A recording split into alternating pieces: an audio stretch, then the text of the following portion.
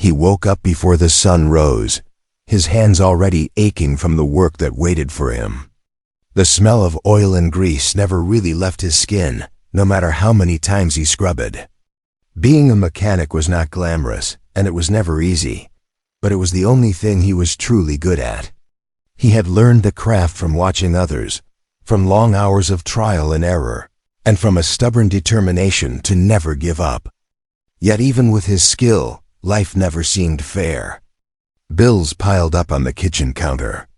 The rent was always due before he could save a single coin for himself. At the workshop, his boss cared about one thing, only money. Customers were rushed through the doors, and workers were told to finish jobs faster and cheaper. Mistakes didn't matter as long as payments were collected. The mechanic often felt his chest tighten when he heard his boss scolding him for spending too much time making sure a car was safe. He wanted to do things right, not just quick. But in that garage, compassion had no place. Still he stayed, because walking away meant his family would have nothing to eat. Each day blurred into the next, with the sound of clanging tools, engines coughing back to life, and the heat of the sun pouring through the thin roof. Yet behind his tired eyes, there was a quiet strength. He believed in helping others. When a stranger broke down on the road, he was the first to stop. When an elderly man needed help carrying groceries, he wouldn't think twice. That was who he was, a man who couldn't turn away when someone needed a hand. But the more he helped, the more it seemed to cost him. His boss saw kindness as weakness. One evening, after he had stayed late fixing a customer's car at no extra charge, his boss yelled at him in front of everyone. "This is a business, not a charity," the man shouted. His coworkers looked away, pretending not to notice, but the mechanic felt the sting deep inside. He wasn't looking for recognition, but he also didn't want to be treated as if he had done something wrong just for caring. That night, he went home exhausted. The lights flickered in his small house as he stepped through the door. His family was already asleep, and he sat quietly at the table, staring at the stack of bills. He rubbed his forehead, thinking of ways to stretch the little money left. Sometimes he wondered if fate was testing him, if all his struggles meant he was destined for something bigger. But most nights, the thoughts ended the same: he was just a mechanic, and life was just unfair. The following morning, he dragged himself back to the garage. His hands were rough, his clothes stained, but he carried himself with quiet dignity. He worked carefully, tightening bolts and adjusting engines with precision. Customers didn't see the man behind the work. They only cared that their cars ran again. Still, he took pride in every job, no matter how small. His tools were worn, but his heart was steady.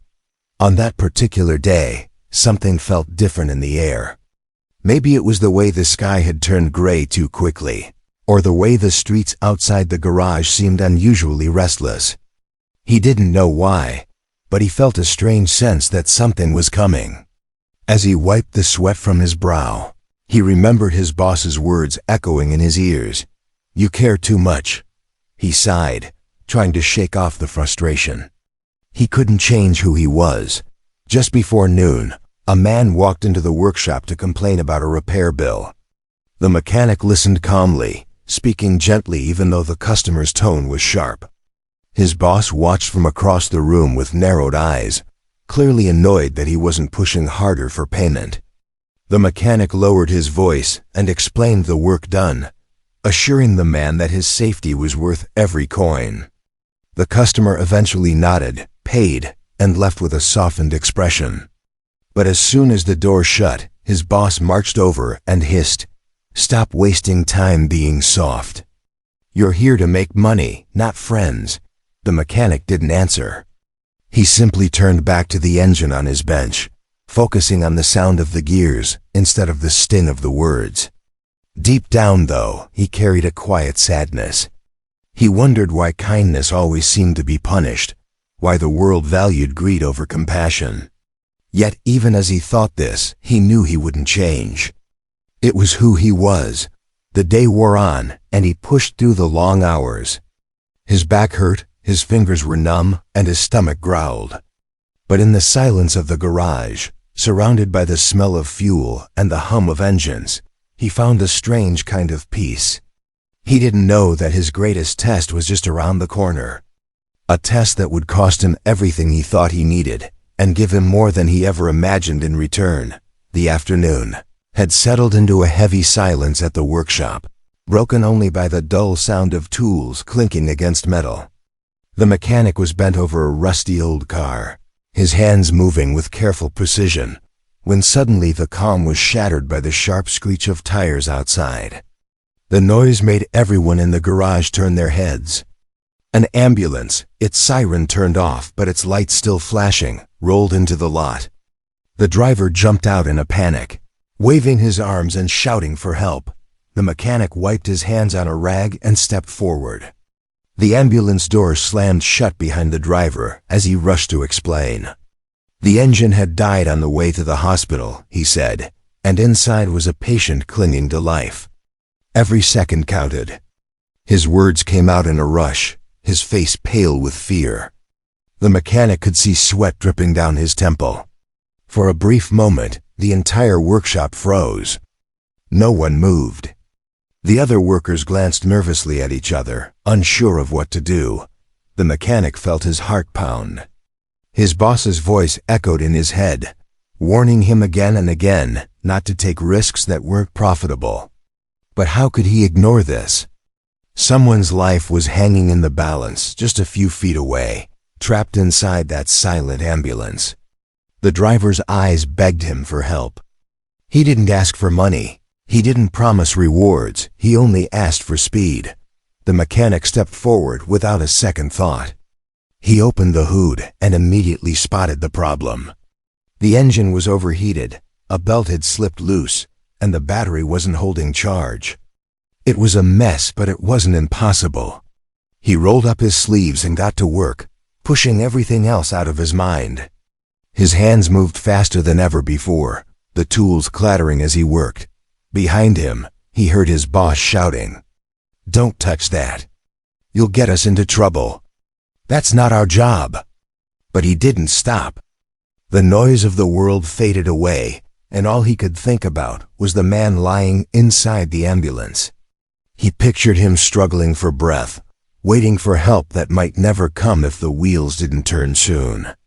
That thought drove him harder than any order, harder than any paycheck. The driver paced nervously, glancing back at the vehicle every few seconds. "Please," he whispered under his breath, though the mechanic barely heard him. His focus was sharp, his mind clear. He knew what he was risking. If his boss fired him for this, his family would suffer. He could lose everything. But in that moment, none of it mattered more than saving a life. Minutes dragged like hours. The mechanic's arms ached, sweat dripped down his face, and grease stained his shirt. Every twist of the wrench felt heavier than the last. His co-workers stayed back, whispering to each other, too afraid to step in.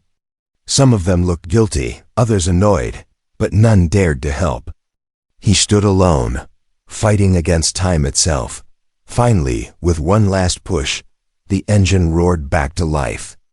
The ambulance shook slightly as it powered on, lights flashing stronger than before. The driver let out a gasp of relief and jumped behind the wheel. Without even pausing to thank him, he slammed the door shut and sped off, tires screeching as the ambulance shot down the road toward the hospital. The mechanic stood there, chest rising and falling, his hands trembling from the intensity of what he had just done. For a brief second, he felt a surge of relief. Someone out there now had a chance to live because he hadn't turned away. He thought maybe, just maybe, his boss would understand. But the sharp sound of heavy footsteps behind him crushed that hope. His boss's face was twisted with anger. "What have you done?" he roared. "Do you realize the trouble you could bring on this shop? You think you're some kind of hero? You're nothing but a fool." The mechanic opened his mouth to explain, but the words caught in his throat. He wanted to say that it wasn't about rules or profit, it was about humanity. But his boss wasn't listening. The shouting continued, the insults cutting deep. "You've wasted time, ignored orders, and put us all at risk. If something goes wrong with that vehicle, guess who's to blame? Not the driver. Not the patient, you." The other workers stood in silence, watching the scene unfold. Some lowered their eyes, too ashamed to meet his. Others stared at him with a mix of pity and fear. No one spoke up for him. The mechanic felt alone in that crowded garage, standing in the shadow of his boss's rage.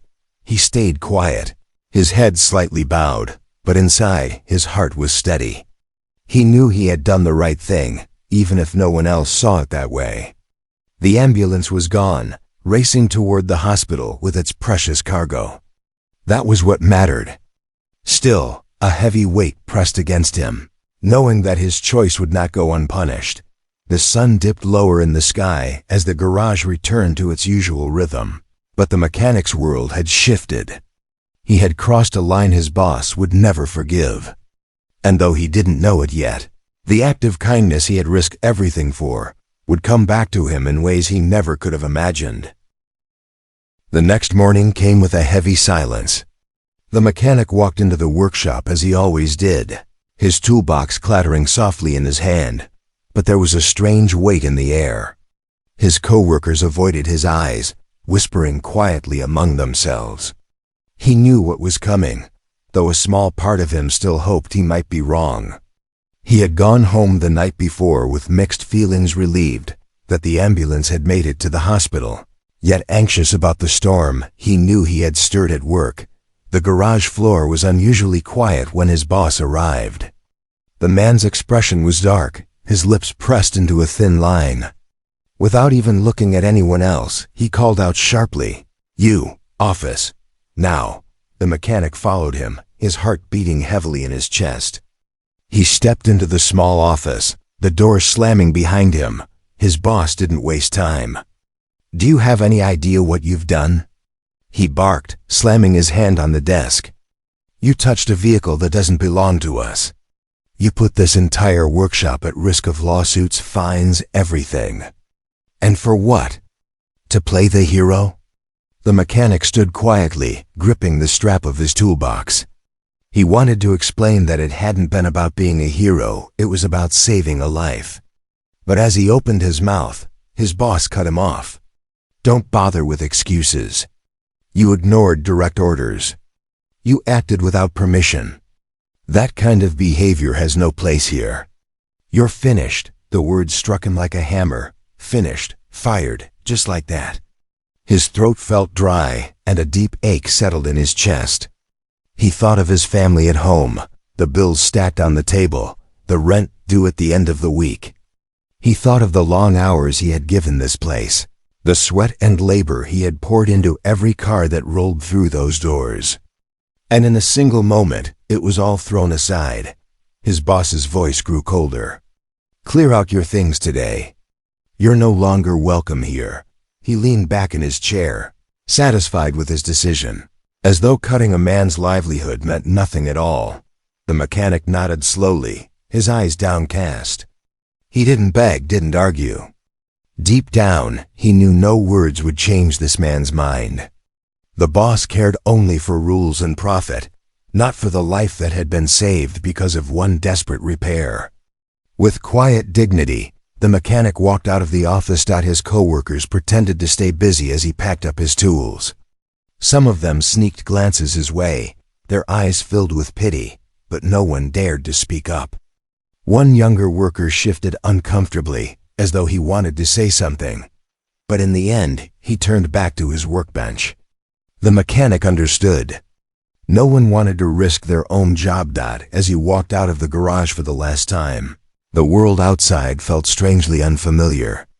The street seemed louder, the air heavier. He carried his toolbox like a burden, each step heavier than the last. People passed him by without a second look, unaware that a man who had done the right thing had just lost everything because of it. He wandered home in silence. When he opened the door, his family noticed the look on his face. They didn't need words to know what had happened. His shoulders sagged as he set down the toolbox in the corner, His children looked up at him with wide eyes, sensing something was wrong. His partner's face tightened with worry. He sat at the table, staring at the familiar stack of bills that seemed to mock him. The weight of reality pressed hard.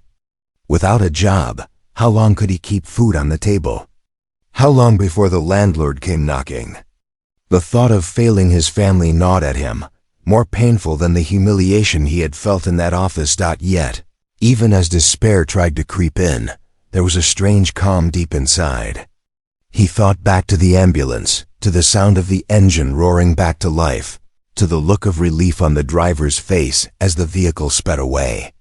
Somewhere out there, a man had been given another chance at life. That truth gave him a flicker of peace.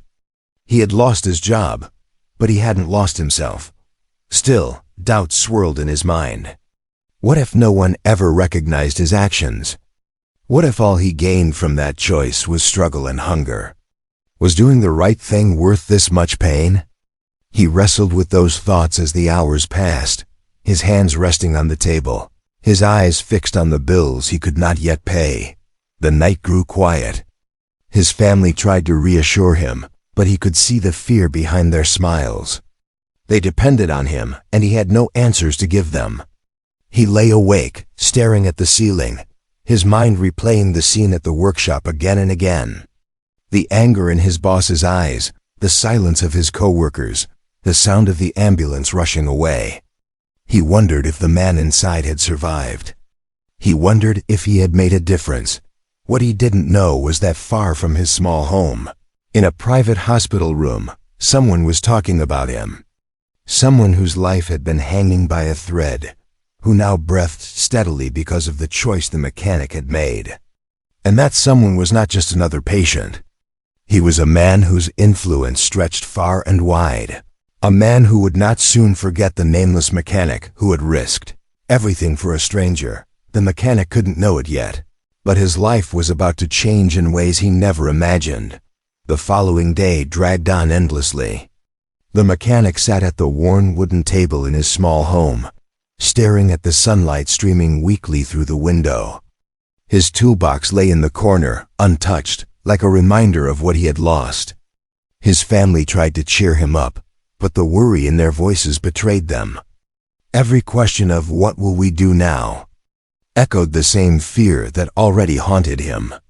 He had spent the night restless, rolling from side to side, his mind torn between pride in saving a life and despair over losing the only job that kept food on the table.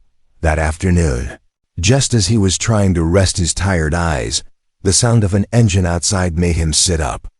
He wasn't expecting anyone. When he stepped out to the small porch, he froze. A sleek black car, shining and polished, had pulled up in front of his modest house. It was the kind of car that didn't belong in this neighborhood, the kind people only ever saw in magazines or outside luxury hotels. The neighbors peeked through their windows, curious about who could be visiting. Children playing on the street stopped to stare, their eyes wide. The mechanic's heart thudded in his chest. He wiped his hands on his faded trousers, suddenly self-conscious of the grease stains on his shirt. The driver's door opened slowly, and a man in an elegant suit stepped out. His presence commanded attention, his movements calm but powerful, as though he was someone used to respect everywhere he went. The man walked up the narrow path toward him, his polished shoes crunching against the gravel. When he reached the porch, he extended his hand. "You're the mechanic, aren't you?" he asked in a deep, steady voice. The mechanic hesitated before shaking his hand, nodding silently. "I believe you saved my life," the man continued. His words struck like lightning. The mechanic blinked, unsure he had heard correctly. "The ambulance. Yesterday. I was the patient inside. If not for you, I wouldn't be standing here." The mechanic's breath caught. His mind replayed the frantic scene, the broken engine, the desperate repair. He had imagined someone frail and weak, clinging to life, but never someone like this. The man before him radiated power, the kind that came from years of success, the kind ordinary people rarely brushed shoulders with. The stranger smiled faintly, his eyes softening. "I am the head of a company you've probably heard of. But titles don't matter right now. What matters is that you chose humanity over rules. You risked your livelihood for someone you didn't even know. That kind of courage is rare." The mechanic didn't know what to say. He opened his mouth, but no words came. He had never sought praise, and hearing it now left him overwhelmed. He lowered his eyes, embarrassed by the sudden attention. The man continued, his voice gentler now. "I was told you were punished for what you did. That you lost your job because of it." The mechanic nodded quietly, the weight of his loss heavy on his shoulders. "It doesn't matter," he whispered. "What mattered was getting you to the hospital in time." For a moment, the man simply studied him, as though trying to understand how someone could speak with such honesty in a world filled with self-interest. Then he reached into his jacket pocket and pulled out a card. "People like you shouldn't be left struggling," he said firmly. "I owe my life to you. And I don't forget debts like that." The mechanic accepted the card with trembling fingers. It bore the man's name, embossed in gold letters, along with the seal of a company that dominated the city. He had heard of it, of course, but never imagined its leader would be standing at his door. The man glanced toward the small house, then back at the mechanic.